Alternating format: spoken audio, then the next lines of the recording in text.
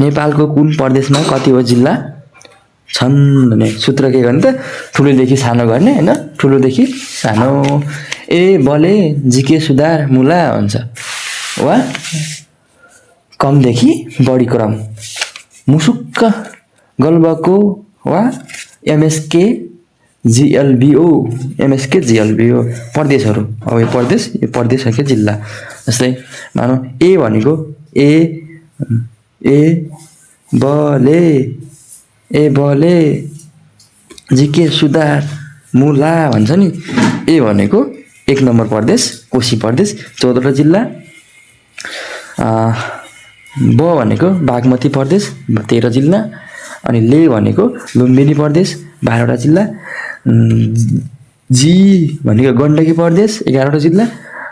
के भनेको कर्णाली प्रदेश 10वटा जिल्ला सुदूरपश्चिम प्रदेश 9वटा जिल्ला